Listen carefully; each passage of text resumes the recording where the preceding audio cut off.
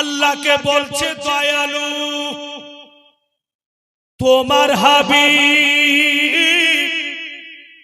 দরওয়াজাতে দাঁড়িয়ে থাকবে আর রাহিব বের হবে না। আল্লাহ তুমি হুকুম করো রাহিবের উপরে পড়ে যা।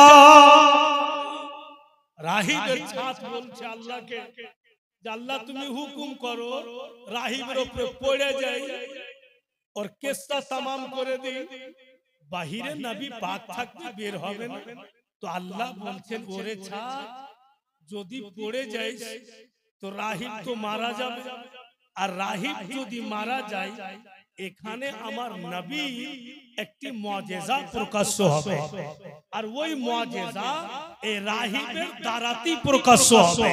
একে যদি মেরে দেওয়া হয় তো মুআজিজায়ে রাসূল কি করে প্রকাশ্য হবে? বলে ছাত তোমাকে পড়তে হবে না, তুমি এক কাজ করো, ঝুঁকতে ঝুঁকতে রাহিবের মাথাতে কট করে লেগে যাও আর ফের উপরে উঠো, ফের নিচে নামো, এমনি দু চারবার করো, নিজেই ভাগে যাবে ঘর থেকে যে আমার জান চলে যাবে। এবার রাহিব বাপু কিতাব পড়ছে আর ছাদ কিন্তু নেমে আসছে, ऐसा और মাথায় ঠেকেছে, তো মাথায় কি ঠেকলো, তো হাত তো উঠেছে, তো হাত উঠেছে তো লেগে যাচ্ছে, দেখছে তো ছাদ, আর যেমনই দেখেছে ফের ছাদ বাপু উপরে উঠছে, আর জিন্দেগি ভালো থাকবে, কোনো ভি লোকের থাকবে। আমার এখনো মনে আছে 2012 সালে ঘন ঘন ভূমিকম্প, বেশিক্ষণ না, হালকা হালকা করে কিন্তু হতো খুব। তখন আমি সারদহ মিস্ত্রি পাড়াতে জীবনী বলছিলাম, তো সকাল 11টার দিকে আমরা বাজার গেছি, একটা বেঞ্চে আমি একাই বসে আছি আর একটা বেঞ্চে 3টা মৌলভী সাহেব, তো বেরাদার ওখানে আমরা বসে আছি, তো ওই মৌলভী সাহেব 3টা বলছে যে রাত্রে লাগছে খুবই বইকেছেন 2-4 ঘন্টা। আমি কেন গো? বেঞ্চ সহজে হিলছে, ওয়ার্কে দিকে দেখছি তো ওরাও হিলছে, তোমরাও যে হিলছো, সবটা লোক দেখছি তো নাপিতের দোকানে দাড়ি কাটার গেলে লাইন দিয়ে বসে আছিল, নাপিতের ঘর হিলেছে, ভাগছার বলছে মাগে মরু, ভাগ রে দুনিয়া হিলছে মাগে মরু, আরে পাগলা দুয়া দুয়া কিছু কহা কইছে মাগে মরু, তো কহে তুই বাইক যাবি, ভাগ কোনটা ভাগ? এমন মুসলমান যে মুখ থেকে একটি দুয়ার শব্দ বের হয় না, বলছে মাগে মরু, উপায় তো একটু সামান্য হিলল তো তাহাস নাহাস শুরু হয়ে গেল। আর রাহিবের ছাতে বাপু ছাদ ঝুঁকছে, ওর মাথায় লাগছে আর ফের উপরে উঠছে, তো রাহিবের হালাতটা কি হবে? ও জানের ভয়ে চট্টরা দরওয়াজা খুলে আর বেরিয়ে চলে আসে, আর যেমনই বেরিয়েছে নবী পাকের উপরে নজর পড়েছে, হায় রে রাহিব শাহাদাত উঙ্গলি উঠিয়ে নবী পাকের নূরানি চেহারাতে ঘুরাই। আব্দুল মুত্তালিব বলেন ও রাহিব 3 মারতাবা ডাক দিলাম তবুও বের হচ্ছিল না, কোন রকম বের হলে তো কিছু বলছো না, জিজ্ঞাসাও করছো না, আমার পোতার চেহারাতে উঙ্গলি কেন ঘুরাও? রাহিব বলে ওরে আব্দুল মুত্তালিব ছেলেটাকে, বলে আমার পোতা। বলে কি কারণে এসছো? বলো তো ছেলেটার নাম কি? বলে মুহাম্মদ। বলে এবার বলো কি কাজে এসছো? বলে আমার পোতার চোখ দুটি লাল, একদম ব্যথা করে, এর কোনো ওষুধ আছে কিনা? রাহিব বলে ও ওরে আব্দুল মুত্তালিব বিশ্বের মধ্যে কোনো হাকিম জন্ম নিতে পারেনি যা আপনার পোতার চোখে হিকমতগিরি খাটিয়ে দেয়। বিশ্বের মধ্যে কোনো সার্জেন জন্ম নিতে পারে নাই যা আপনার পোতার চোখে সার্জেনগিরি খাটিয়ে দেয়। আমার দাওয়াই চলবে না, করে ওষুধ চলবে না। আব্দুল মুত্তালিব বলতেছে তবে আমার পোতার চোখের লাল পান মিটবে নাকি, ব্যথা ভালো হবে নাকি? বলে নিশ্চয়ই হবে। বলে তুমি তো বললে হাকিমের হিকমত চলবে না, সার্জেনের সার্জেনগিরি চলবে না, তো কি করে ভালো হবে? হায়রে রাহিব বলে ওরে আব্দুল মুত্তালিব তুমি বুঝতে পারোনি আল্লাহ তাআলা তোমার পোতাকে হাকিমেরও হাকিম বানিয়ে পাঠিয়েছে, তোমার পোতাকে সার্জেনেরও সার্জেন বানিয়ে পাঠিয়েছে। কিচ্ছু লাগবে না, তোমারই পোতার মুখ থেকে একটু থুক উঠিয়ে নাও আর তোমারই পোতার চোখে লাগিয়ে দাও, সঙ্গে সঙ্গে ভালো হবে। কোনো ওষুধ বড়ি লাগবে না, নবী পাকেরই মুখ থেকে একটু থুক উঠিয়ে নাও, উনারই চোখে লাগিয়ে দাও, লালপান মিটে যাবে, ব্যথাও দূরে যাবে। কি বুঝা গেল? যে আমার আপনার নবীর থুক মুবারক বিমারির দাওয়া।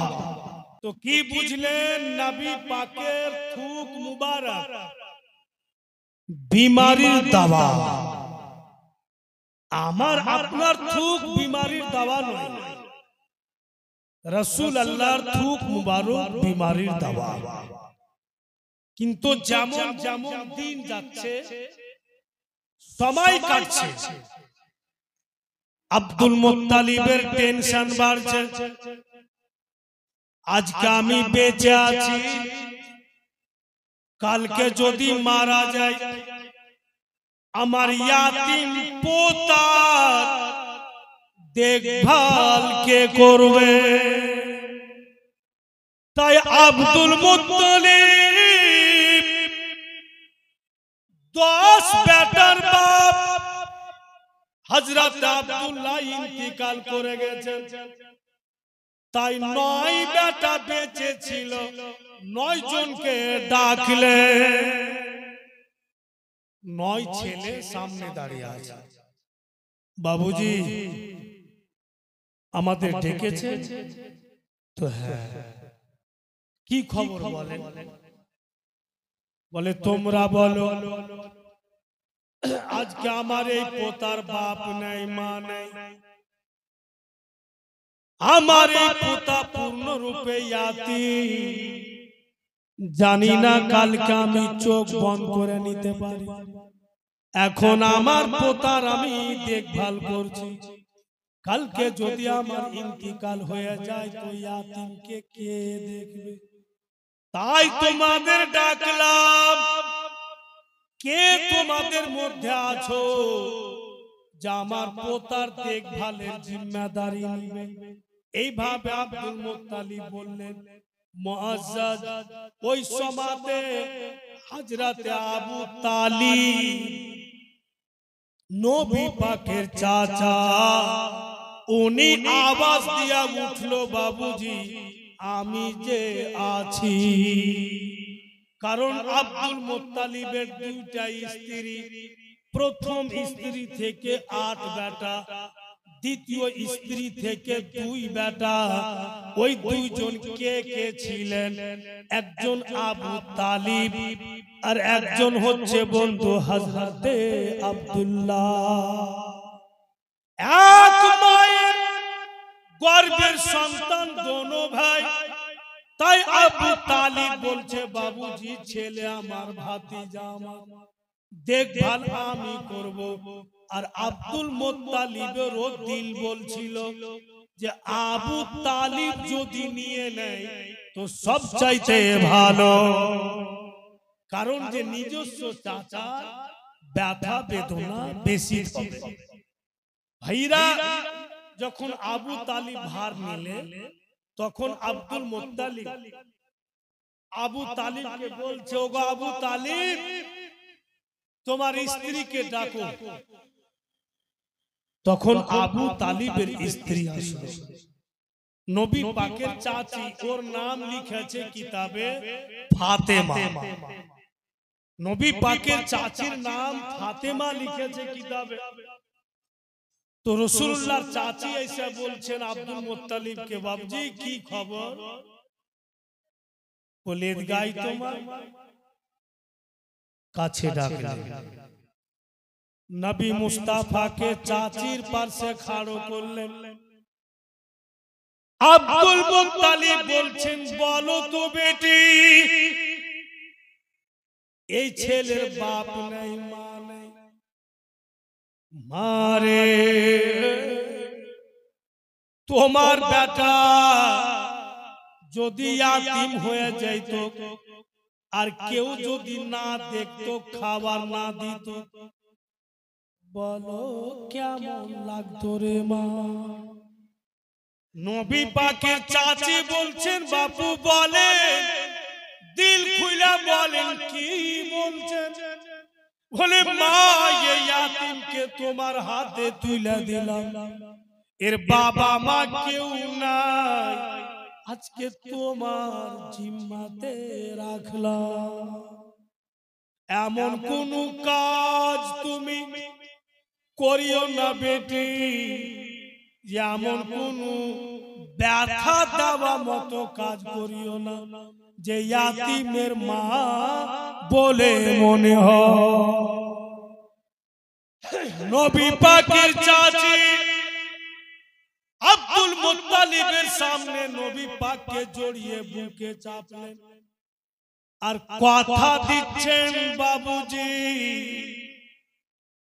একটুকু অনুভব করতে দিব না যে ছেলের মানা, একটুকু বুঝতে দিব না যে তার মা নাই, আমি যথেষ্ট সেবা করব। এবার বেরাদার আব্দুল মুত্তালিব শান্তি পেয়ে গেল। তখন বন্ধু নবী পাকের বয়স লিখছে কিতাবে 8 বছর, আর আব্দুল মুত্তালিবের বয়স লিখছে কিতাবে 120 বছর। 120 বছর বাঁচলেন নবী পাকের দাদা। 120 বছর বেঁচে ইন্তিকাল হল। 8 বছরের নবী পাককে চাচা আর চাচির হাতে তুলে। अब চাচা চাচি দেখভাল করছে। হঠাৎ বাপু একদিন নবী মুস্তাফা দেখছেন উনার চাচাকে উটের পিঠের উপরে বাপু সামান বাঁধছে, আর অন্যান্য লোক উটের সামান বেঁধে উটের পিঠের উপরে বেঁধে বেঁধে আর আবু তালিবের কাছে আসছে, মানে এক জায়গাতে জমা হচ্ছে। আর রাসূল আল্লাহ কিন্তু দেখছেন, একদম পুরা কাফেলা তৈরি হয়ে গেল। দয়ার নবী নবী মুস্তাফা বলছেন, চাচা যান, এত লোক আপনার কাছে আসছে উট নিয়ে, আর উটের উপরে সামান বাঁধা আছে, আপনিও উটের উপরে সামান বাঁধছেন, বলুন তো চাচা যান কোথায় যাবে? আবু তালিব নবী পাককে বলছেন, বাপুরে বাড়তে যদি পয়সা থাকি বেটা, রোজগার যদি না করি তো পরিবার কি করে চলবে? পরিবারকে চালাতে পারবো না, পরিবারের বিশাল একটা খরচ তাই রোজগার করতে হবে, ইনকাম করতে হবে, তাই কাফেলা তৈরি হইলো, সামানগুলো উটের উপরে বাঁধলাম, মুলকে শাম যাব, আর সামান বিক্রি করে যা কিছু মুনাফা হবে নিয়ে বাড়ি আসবো। নবী মুস্তাফা সাল্লাল্লাহু আলাইহি সাল্লাম বলেন, চাচা যান মক্কা নগর থেকে মুলকে শাম হেঁটে হেঁটে যাবেন তো 3 মাস যাইতে লাগবে। বলে হ্যাঁ। ফের হেঁটে আসবেন তো 3 মাস হেঁটে আসতে লাগবে। বলে অবশ্যই। তো রাসূলুল্লাহ বলছেন যে যাওয়া আসা 6 মাস। চাচা কার কাছে রাখা যাবেন আমাকে? কে আমার দেখভাল করবে? আপনি ছাড়া আমার কে আছে বলুন? আমি 6 মাস কার কাছে থাকব? আব্দুল মুত্তালিব কি বলে, আবু তালিব কথাটা ভাবলেন, ঠিকই তো বলছে ছেলে, আমাকে 3 মাস যেতে লাগবে, 3 মাস আসতে লাগবে, 6 মাস কার কাছে থাকবে? তখন আবু তালিব বলছে নিজের স্ত্রীকে, এক কাজ করো গো, ছেলেকে জামা কাপড় পরিয়ে দাও আর এক্সট্রা জামা ব্যাগে ভরে দাও। তো নবী পাকের চাচি বলছেন কেন? তো আবু তালিব বলছেন যে বিশ্বের যে কোনো কোণা যাব, এই লাডলা দুলারাকে আমি নিয়ে যাব, রেখে যাব। নবী পাকের চাচি জামা কাপড় পরিয়ে দিলে আর এক্সট্রা জামা বাপু ব্যাগে ভরে দিলে। আব কিন্তু কাফেলা বের হয়েছে। হায়রা আবু তালিব, আমার আপনার নবীকে উটের উপরে বাপু বসিয়ে, অন্যান্য কাফেলা লোক আছে, কাফেলাতে অন্যান্য লোকেরা, ওরা নিজে উটের উপরে বসে আছে আর একটা করে গোলাম নিয়েছে সাথে। ওই গোলাম উটের লাগাম ধরে আগে আগে হাঁটবে আর মালিক উটের উপরে বসে থাকবে। কিন্তু আবু তালিব দয়ার নবীকে উটের উপরে বসিয়ে দিয়েছেন আর নিজে লাগাম ধরে টানছে, হেঁটে হেঁটে যাচ্ছে। ভাইরা এখানে একটা মর্মান্তিক কথা দিয়ে কাফেলার মধ্যে একজন ব্যক্তি বলছে, ও গো আবু তালিব, আপনি যে আমাদের সরদার, তো সরদার হয়ে আপনি উটের লাগাম ধরে হাঁটছেন কেন? আপনার ভাতিজাকে নামিয়ে দেন, আপনার ভাতিজা উটের লাগাম ধরে চলবে আর আপনি উটের উপরে বসুন। নবী পাকের চাচা বন্ধুগণ আমার রাগন্ত অবস্থায় পড়া ভাষাতে ওই লোকটাকে বলেন, খবরদার, যা বললে আর বলিও না, জুবানে লাগাম দাও। এবার যদি বলেছো তো আমার কাফেলা থেকে তোমাকে বের করে দিব। তোমাদের সরদার আমি আর আমার সরদার আমার ভাতিজা, আমার লাডলা, আমার সরদার গুলামি উঠে বসিয়েছি। লোকজন বলছে আবু তালিব রেগে গেলেন, গুসা হয়ে গেলেন। আবু তালিব একদিকে নিয়ে গিয়ে লোকটিকে বুঝাইছে যেন ভাতিজা শুনতে না পায়। কি বুঝাইছেন? যে তোমাদের মতো পাগল কেউ নাই। ছেলে যখন মায়ের পেটে ছিল বাপ হারিয়েছে, 6 বছরের ছিল মাকে হারিয়েছে, 8 বছরের ছেলে আমার দাদাকে হারিয়েছে। আজকে যদি ওই ইয়াতিমকে উটের উপর থেকে নামিয়ে দিই আর লাগাম ধরে টানতে বলি আর আমি উটের উপরে থাকবো, ছেলের দিল ফাটবে, কত ভিতর ভিতর কাঁদবে যে আমার আব্বা যদি বেঁচে রইতেন আমাকে উটের লাগাম ধরে টানাইতেন না, উপরে বসে রাখতেন। বলেই ভাবি যার দিল না ফাটে, ওর বাবা বলে মনে না হয় ওই ইয়াতে বলে আমি বসিয়ে দিয়েছি, আর তুমি ওই ছেলের সামনে কি করে বলছো যে নামিয়ে দাও? এটা কি তোমার উচিত হলো? লোকটি বাবু বুঝতে পারলে যে আমরা ভুল কথা বলে দিয়েছি, আবু তালিবের কাছে ক্ষমাও নিলে, আবার কিন্তু চলতে লাগলো।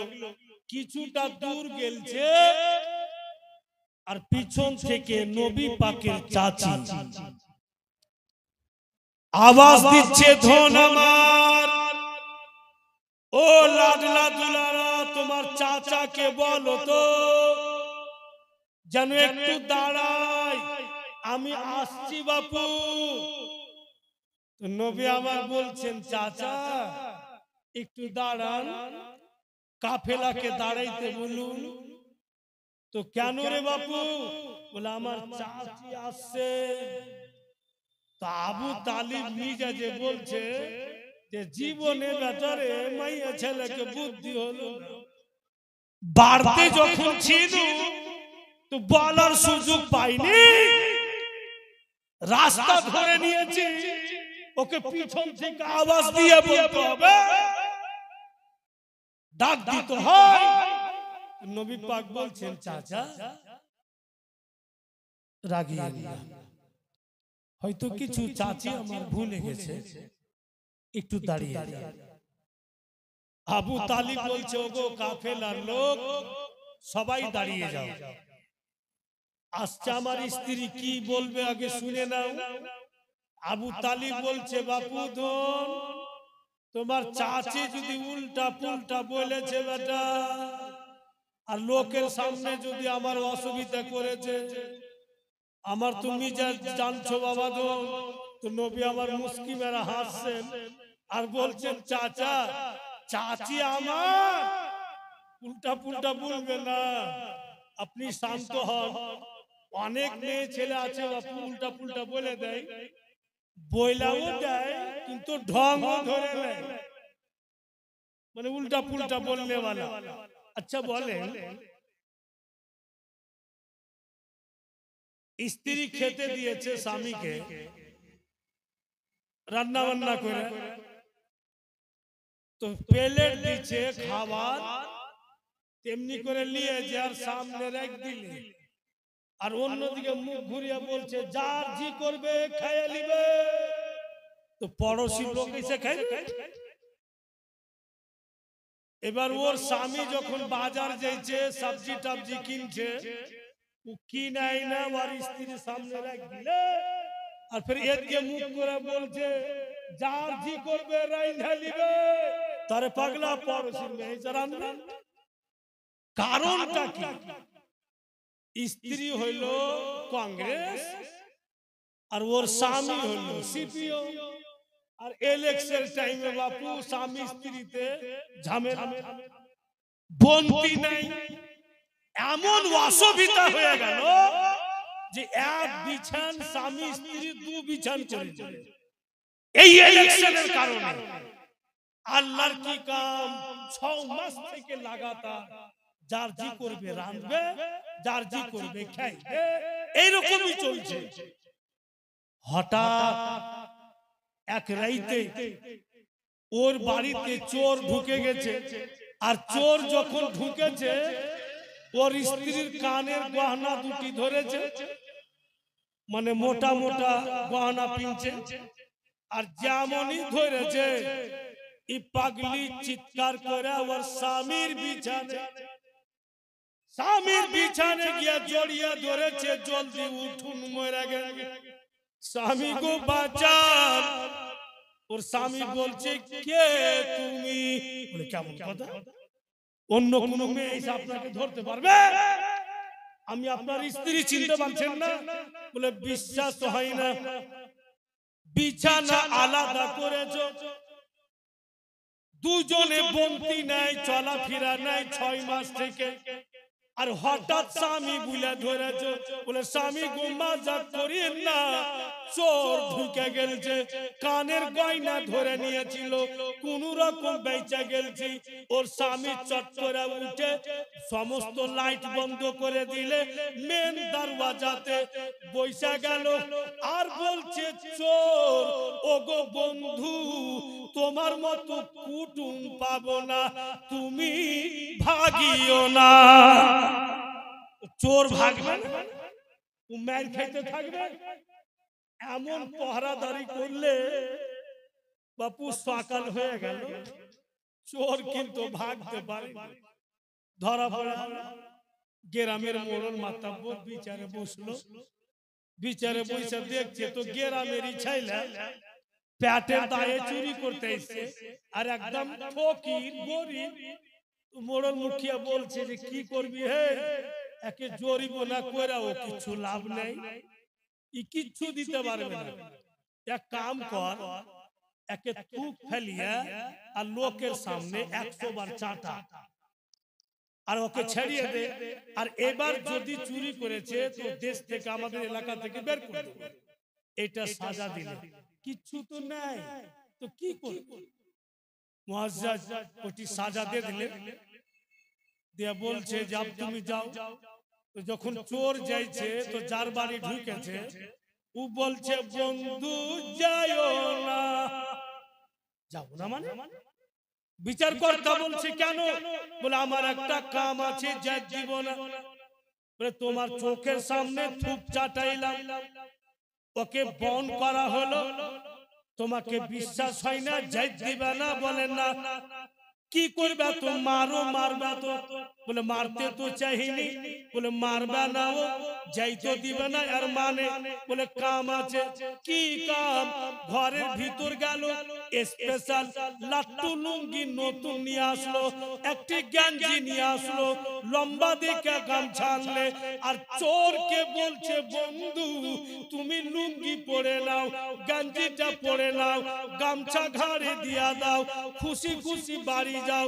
বিচার কর্তা বলছে, বহুত ঘাটিয়া লোক, 3 ঘন্টা বিলে বিচার করলো, 1 কাপ চা দিলে না। ফের চোরকে লাট্টু লুঙ্গি, চোরকে গামছা, ই কোন লোকের লোক, ই কোন হিসাব? লোকটা বলছে, ভারতবর্ষে এরকম কুটুম ধুড়া পাবো না। 6 মাস থেকে স্বামী স্ত্রীর বন্দি ছিল না। ই বন্ধু চুরি করতে যদি না আসতো, স্বামী বুইলা ধরতক না। 6 মাসে ঝগড়া একই রাইতে মিটিয়া দিলে, এইরকম কুটুম পাবো না। তাই লাট্টু লুঙ্গি দিচ্ছি, গাঞ্জি দিচ্ছি। চোর বাপু মনে মনে তসবি গুনছে, আল্লাহ খুঁজা রাখবো কার বাড়ি স্বামী স্ত্রীর দ্বন্দ্ব, মায়ের পড়বে পড়বে, এমনি সন্ধ্যা বসে থাকবো, কিছু তো পাবো।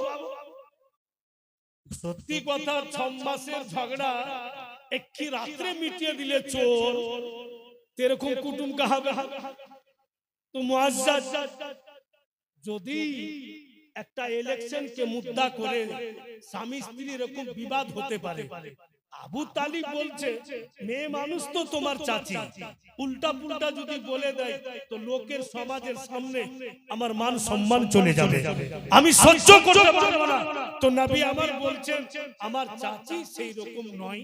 আস্তে তাম কাফেলা লোক দাঁড়িয়ে আছে, হায়রে দয়ার নবীর চাচি নিজের স্বামীর কাছে গেল না, ভাতিজা যে উটের উপরে বসে আছে, চাচি গিয়ে বলছে, ধন তোমার হাতটা ঝুঁকাও। নবী মুস্তাফা রহমতের হাত ঝুঁকালেন।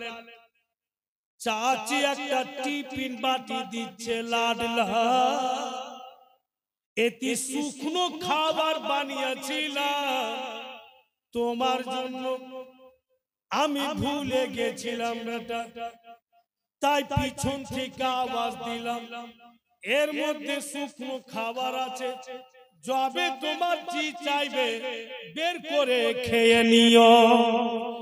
নবী মুস্তাফা টিফিন বাটিটা নিলেন। হাইরা আবু তালিব নিজের স্ত্রীর দিকে দেখাচ্ছে, তামাম কাফেলা লোক দেখছে। আবু তালিবের দোনো চোখ দিয়ে হা হা করে পানি ঝরছে। আল্লাহ তুমি আমার স্ত্রীকে সহি জ্ঞান দিয়েছো। চাচিকে নবী পাক বলেন, ও চাচি যান, টিফিন বাটি পেয়ে গেলাম, খাবারও পেয়ে গেলাম, আব তো আপনি খুশি? বলছেন নবী পাকের চাচি একটু আর দাঁড়াও।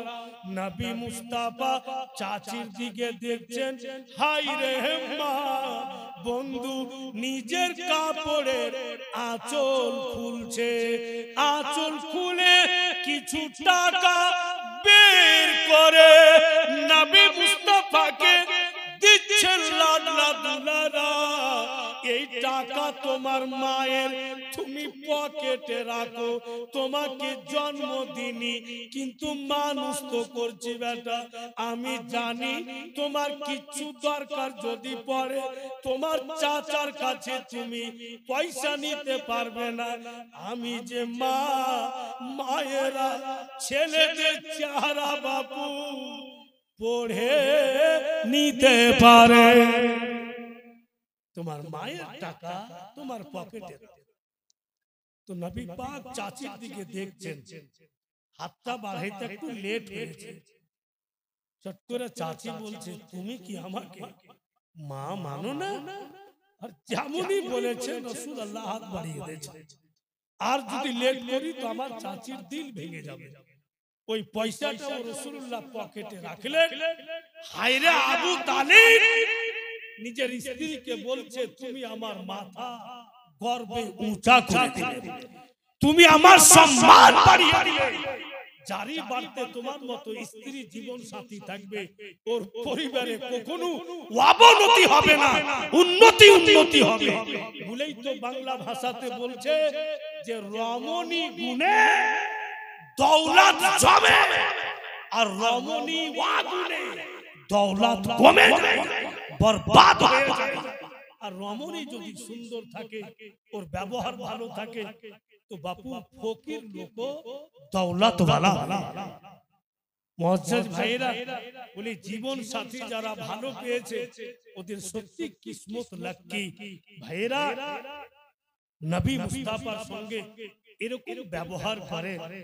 উনার চাচি আর মা জন্মদোক বা নাই, যখন মা নিজের মায়ের রুল আদা করতে লাগবে, তো মাকে কেউ পারবে না। বলেই আমাকে আমার মা বলছে যে बेटा तुम तो उम्रा हज कर चुके हो, माने 2009 साले हमारे साथ जाके हम लोग को हज भी कराई हो 2 मरतबा, तू बेटा हज कर ले। अभी माँ के देखा हंसती तो माँ बोलছে, क्या बात है हंसते हो? बोले हज अभी क्यों करेंगे, आप तो बाहयात है, आप तो है मेरे सामने।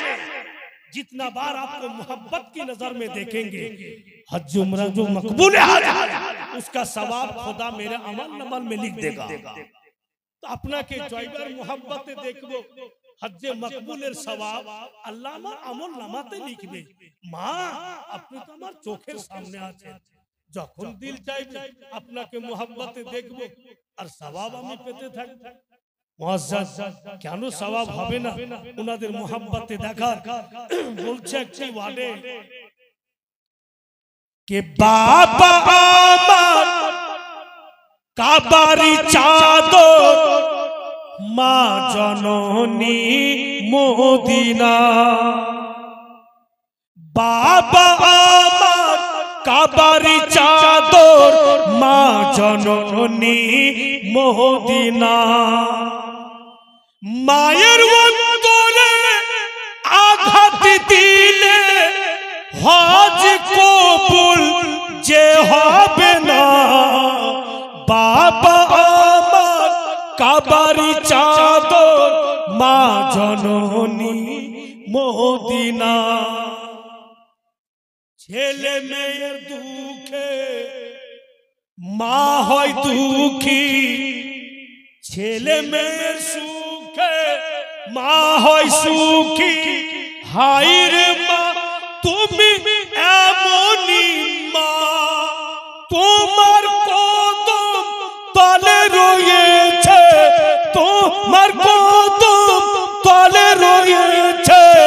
জান্নাতে ঠিকানা বাবা আমার কাবারি চাদর মা জননী মদিনা।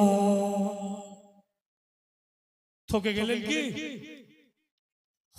বুঝতে পারছি সব ঘুমাইছেন।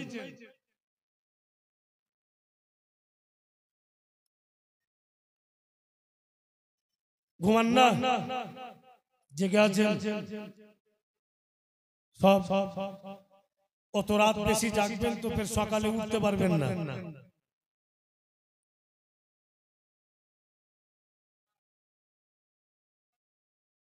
বলবো?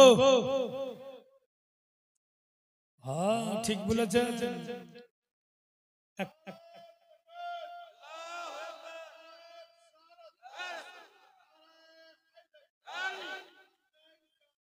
নাই ছড়ে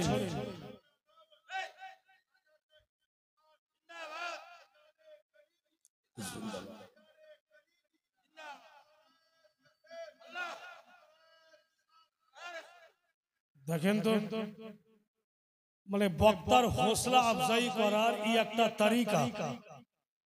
এই 3 দিন গত হয়েছে স্টেজে বলছি তো মনে হয়েছে আমি জিন্দা নাই, মরা। কি করব, ডেট নিয়েছি, ডিউটি নিভাইতে হবে। বেরাদারান ইসলাম এমন জায়গাতে জীবনী পৌঁছে গেল যে যত আগে বাড়বো অত আরো ইন্টারেস্ট বাড়বে। 3 রাত্রে কখনো জীবনী হয় না বাবা। এবার বলেছিলাম যে শেষ রাত্রে আমি 5 মিনিটে শেষ করে দেবো, আমার মনে আছে কথাটা। ইনশাআল্লাহ শেষ করে দেখাবো, 5 মিনিটই শেষ হয়ে যাবে। একটু কার আগে চলুন। আব বিজনেস করতে বেরিয়ে গেলেন চাচি, ওখান থেকে বাড়ি ফিরে গেলেন। ভাইরা বাপেরা মা বোনেরা ধ্যান দেন,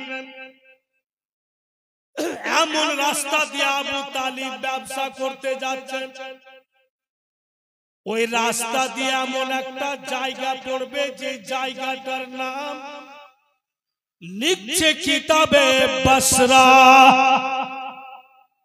ওই বসরার নিকট হয়ে মুলকে শাম যাবে।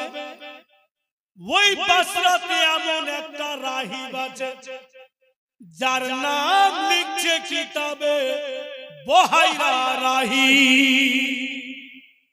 ওই বহাইরা রাহি আসমানি কিতাবে পড়েছেন যিনি বিশ্ব নবী, যিনি আখেরি নবী, আল্লাহ পাকের হাবিব।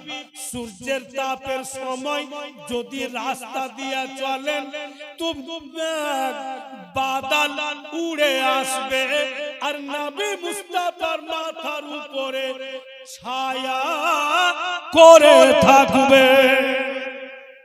ওই বহাইরা নজর করে দেখছে একটি কাফেলা চলে আসছে।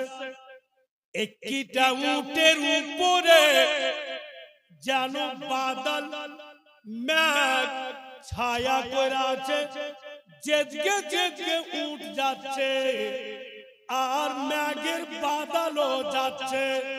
আর উটের উপরে নবী মুস্তাফা বসে আছে। চট করে বহাইরা কিতাব কিনলে, এই পরিচয়টা তো আমি পড়েছি। কিতাব খুলে দেখছে তো পরিচয় কার? তো আখেরি নবী। আর যে কোনো মানুষ দূরকার সফর যদি হেঁটে হেঁটে যায় তো কন্টিনিউ লাগাতার হাঁটতে পারবে না। ওকে জায়গা জায়গা একটু রেস্ট নিতে হবে, আরাম করতে হবে। তো ওই বসরা টাউনের পাশে तमाम বিজনেসম্যান ওখানে একটা রাত থাকে, আরাম করে, তারপরে দিন ফির যায়। ভাইরা বাপেরা আমার, যেমনই বসরা পৌঁছিলেন আবু তালিব तमाम লোককে বলছে কাজ করো, উটের উপর থেকে সামানগুলো নামিয়ে দাও, সামানগুলোকে জমা করে রাখো। উট গুলোকে বসিয়া দাও, পানি টানি খাওয়াও, আজকে এখানে আরাম করি, কালকে রওনা হব। ঠিক ওখানে কাফেলা রুকে গেল, আর এদিকে বহাইরা নিজের গোলামকে বলছে, ও গোলাম, ওই যে কাফেলা আরাম করছে, আমার তরফ থেকে যাও আর কাফেলাকে দাওয়াত করে এসো।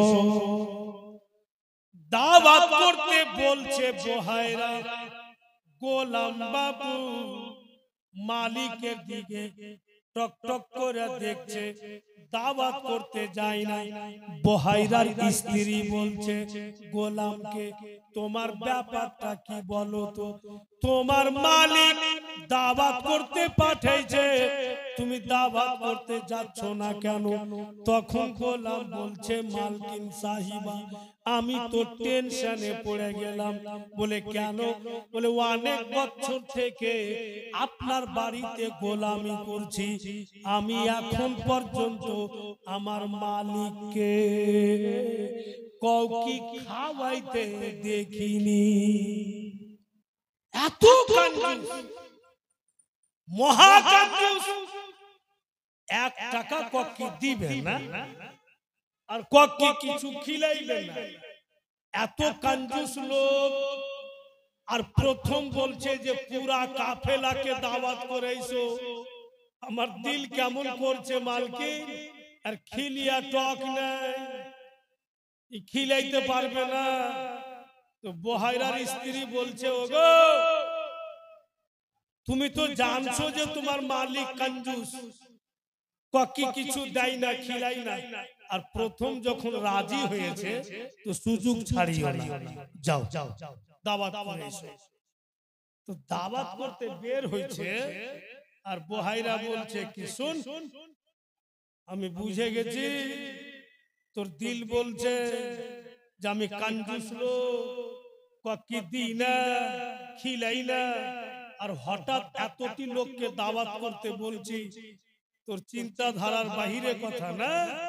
শোন, কাফেলাতে এমন একটা লোক আছে, এমন একটি গোলাপ ফুল আছে, একবার দেখবি তো বারবার দেখতে ইচ্ছা করবে। ওই লোকটাকে দেখবো, ওর হাতখানা চুমবো, বলে পুরা কাফেলাকে দাওয়াত করছে একটিটা লোকের কারণে। বলে এতই সুন্দর মালিক? বলে হ্যাঁ।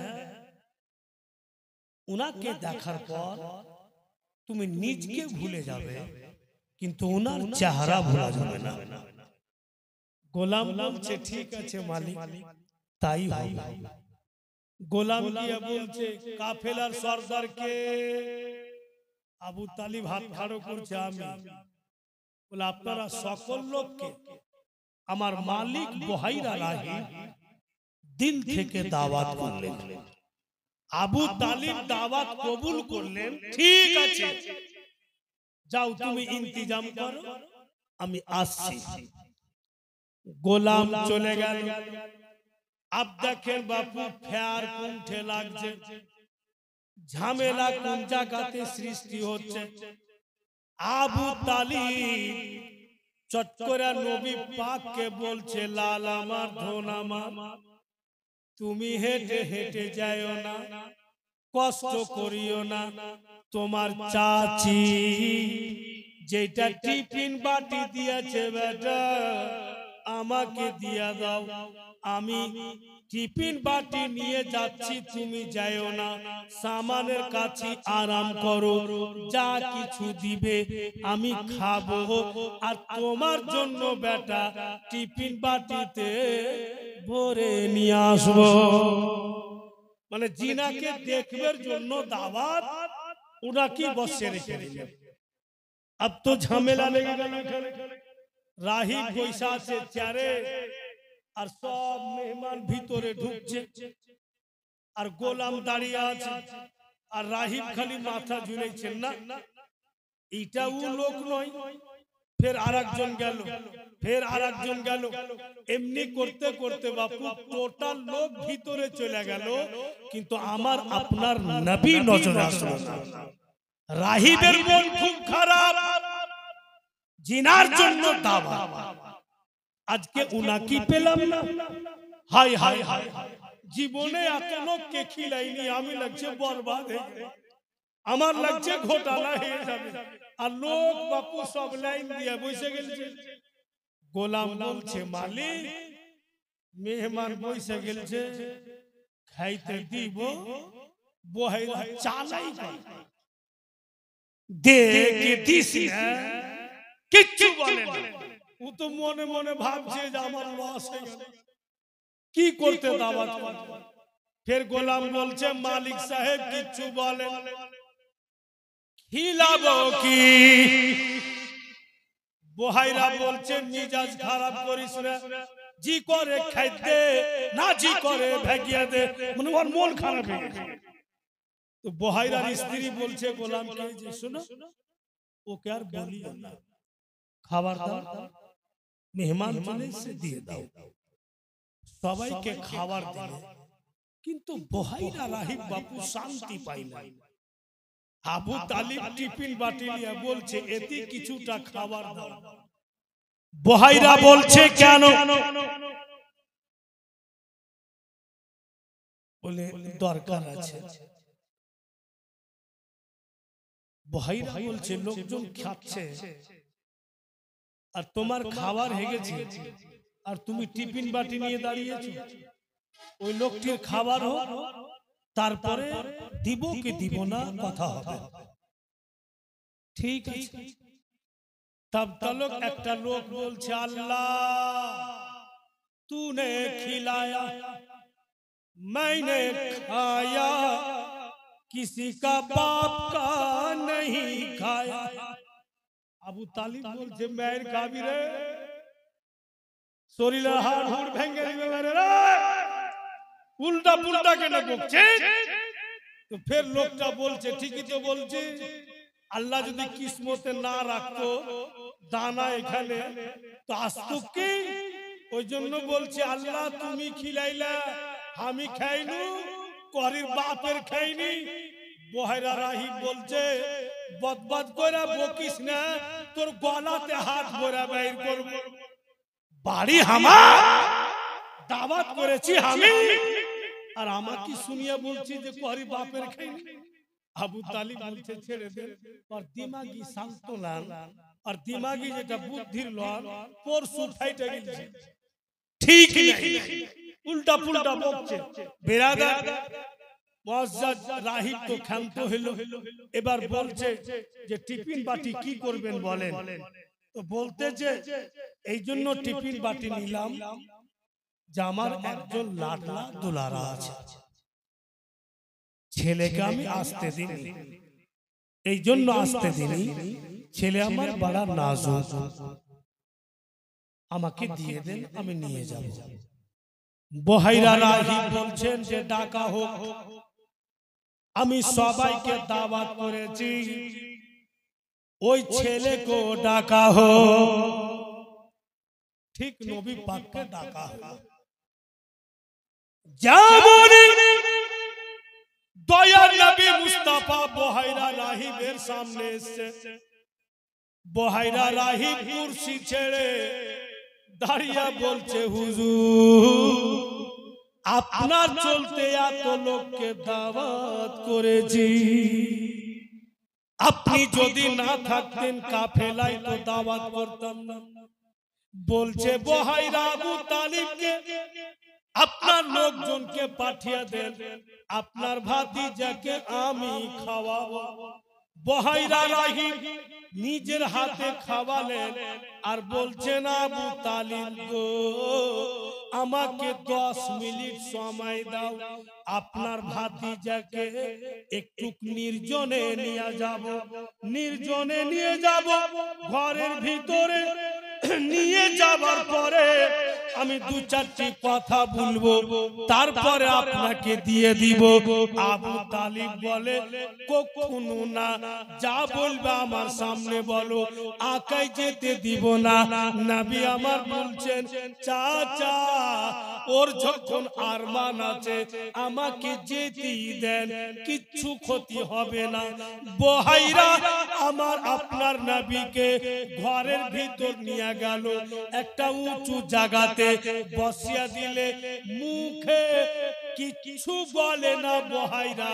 আমার আপনার নবীর চতুর্দিকে ঘুরে, যখন ঘুরতে লাগলো, নবী দো জাহা রাহমাতাল লিল আলামিন, নবী গুণের সরদার খতমুল মুরসালিন, উনি বলছেন বহাইরা তুমি কত ঘুরবে, আর ঘুরিও না, এসো নিকটে।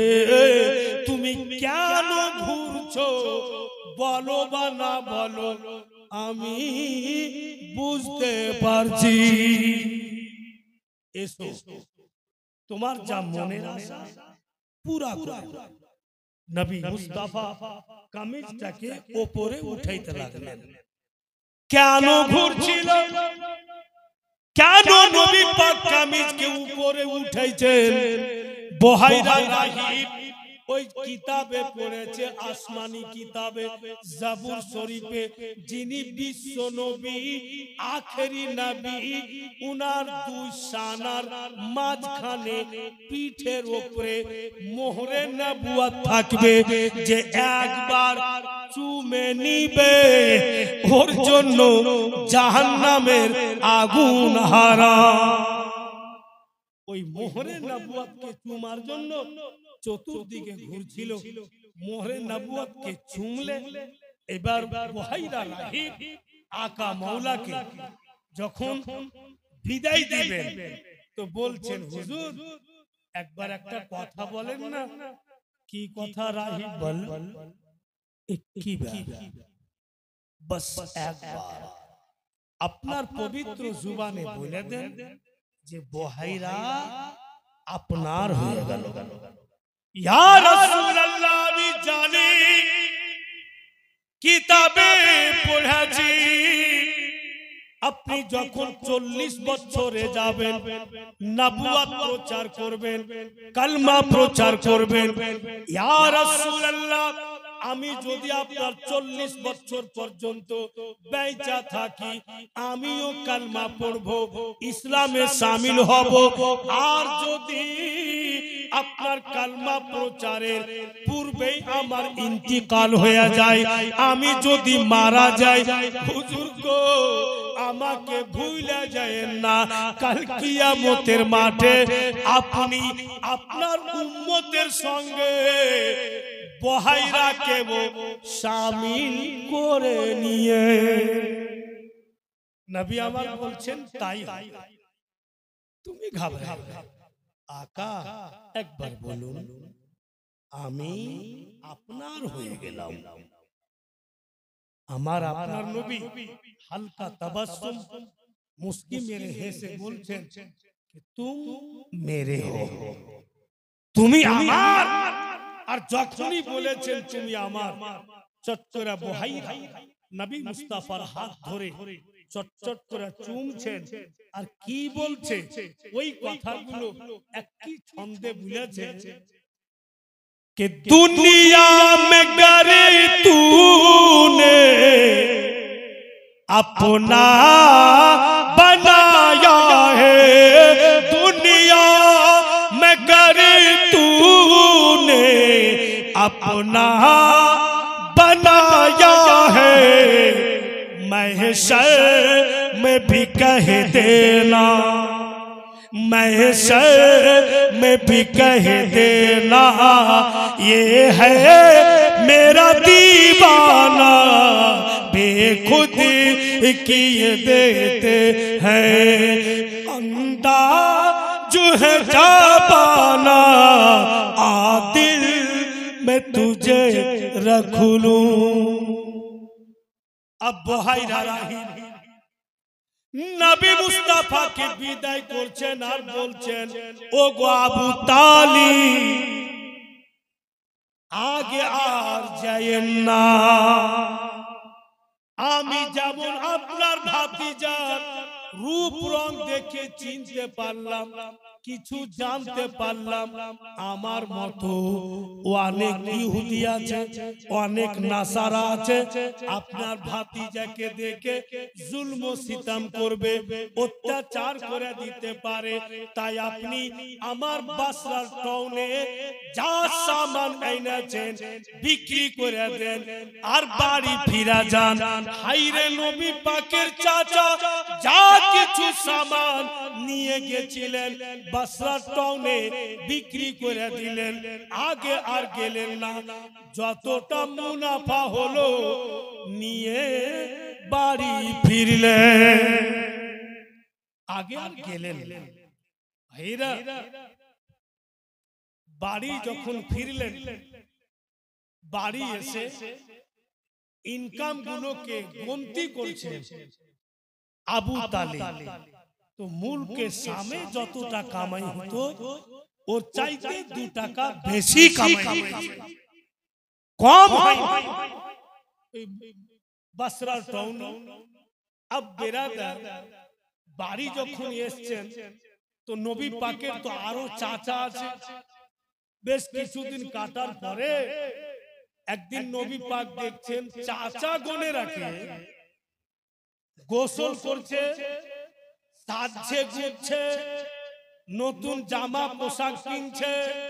তো নবী মুস্তাফা বলছেন যে আপনাদের কি খবর চাচা? কেন রে বাবু? বলে আজকে বড় গোসল পানি করে নতুন নতুন পোশাক পরছেন, কি খবর? চাচারা বলছে, লাগলা মেলা যাবো বেটা, 12 মাসে একটা বছর হয় বাপু, আর বছরে একদিন মেলা হচ্ছে, ওই মেলা যাব বলে আমরা নতুন জামা পরছি।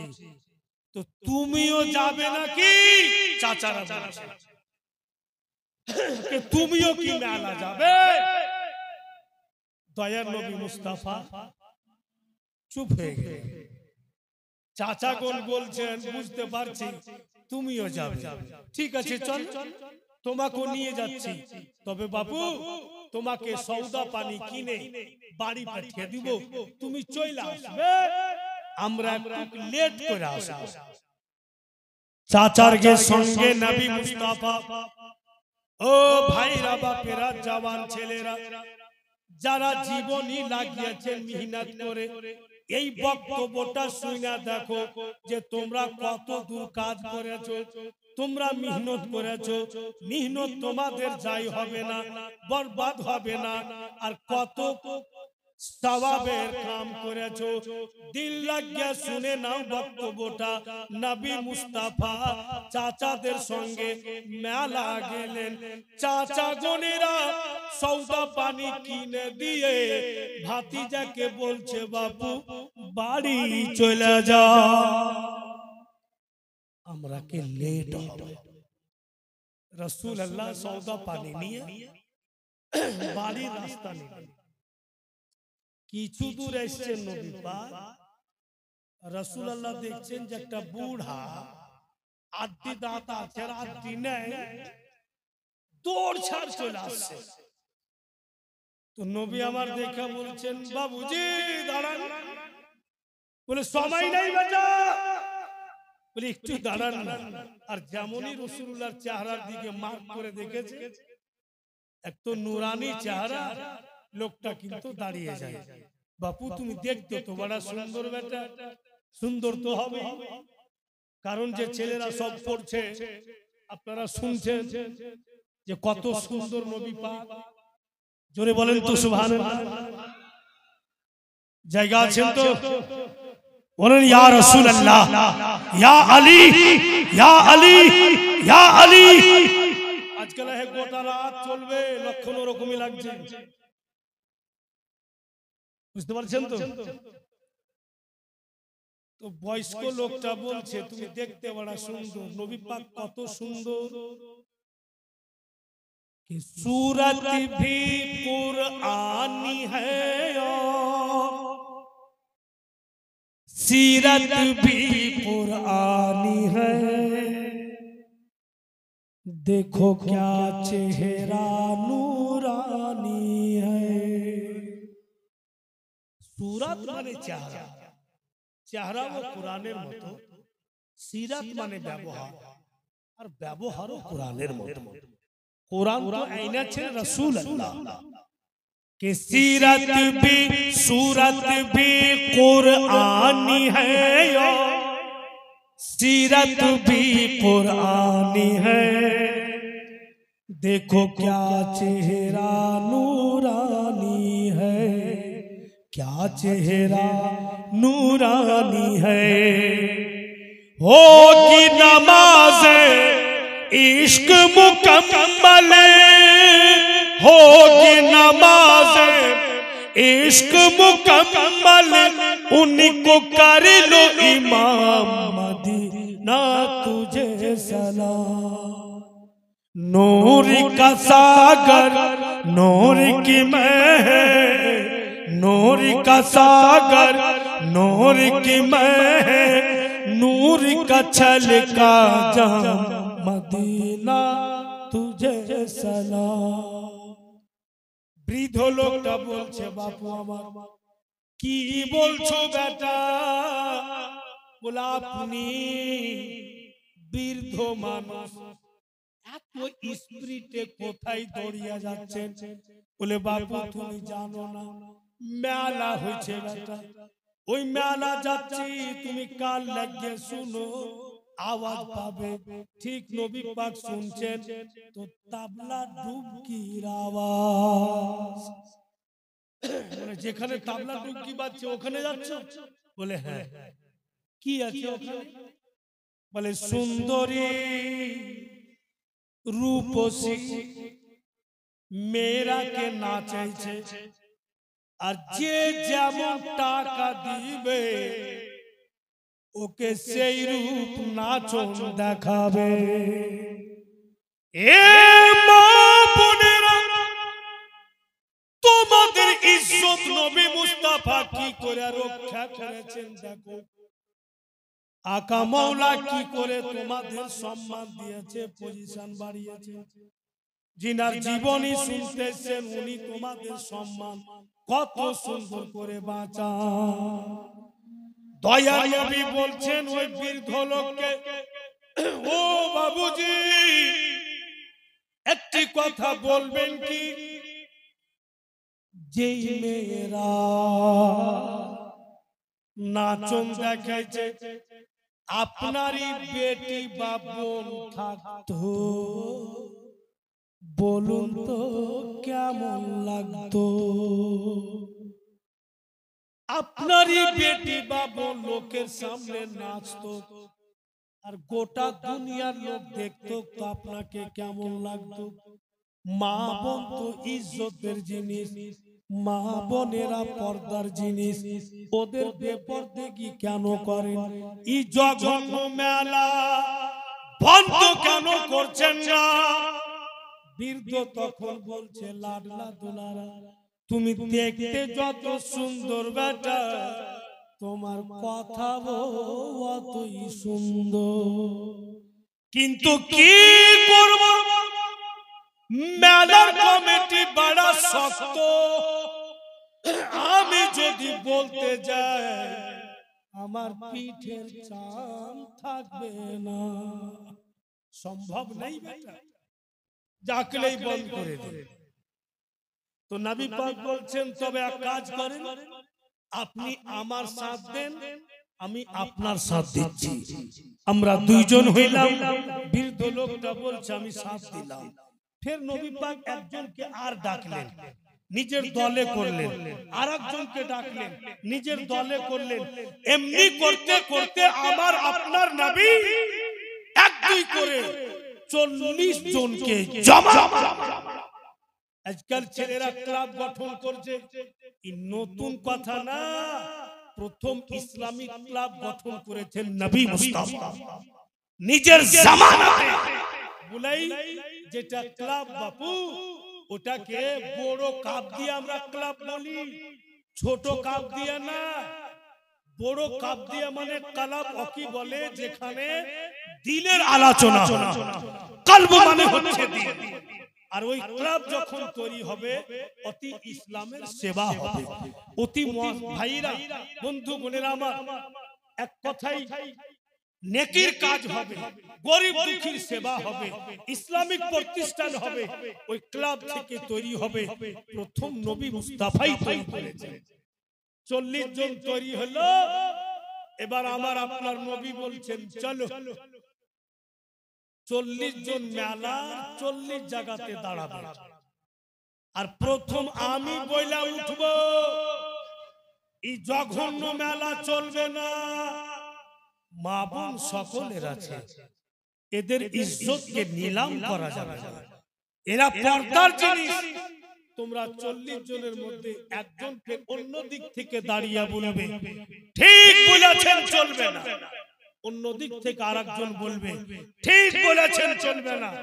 40 জন যখন চলবে না বলবো, যারা মেলার কমিটি ওরাও ভয়ে বলবে চলবে না। কত সুন্দর সিস্টেম করলেন।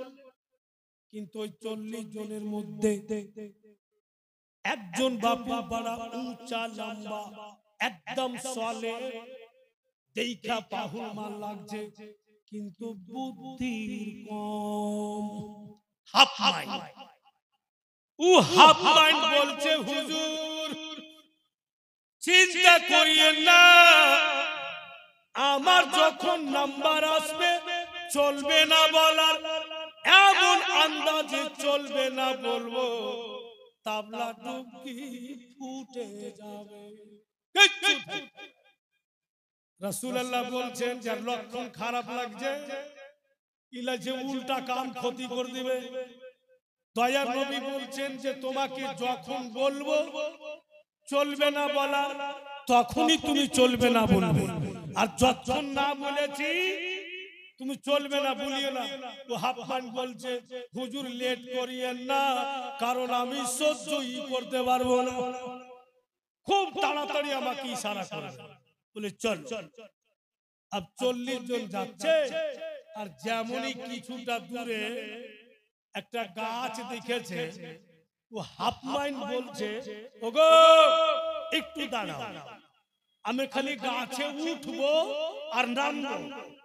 রাসূলুল্লাহ বলছেন এই তো খাপাগিরি শুরু হয়ে গেছে, তুমি গাছে উঠবা নামবা সময় লাগবে না? বলে হুজুর একটু সময় দেন। এই হাফ মাইন্ড গাছে উঠলো আর ফের নামলো, তো লাঠি ভেঙ্গা নামলো। তো বলছে লাঠি কি করবে? বলে হুজুর লাতের ভূত বাতে মানে না, ওখানে যদি কথা না শুনে আর লাঠি চালাইতে হয়, আমি কোথায় লাঠি খুঁজে বানাবো? বলে হাতিয়ার বাইধাই কাম তামাম করা। ও হাফ মাইন্ড বাপু ঘাড়ে লাঠি লেলে আর দম দম করে আগে চলেছে।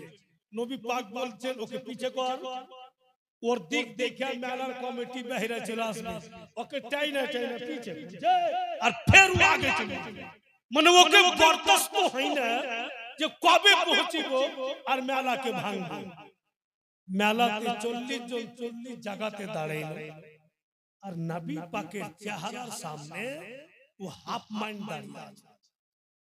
রাসূলুল্লাহ খালি বলেছেন মেয়েদেরকে নাচানো চলবে না, মা বোনেরা তো হীরা মতি, এরা তো পর্দার জিনিস, এরাকে বেপরদেগি করা চলবে না।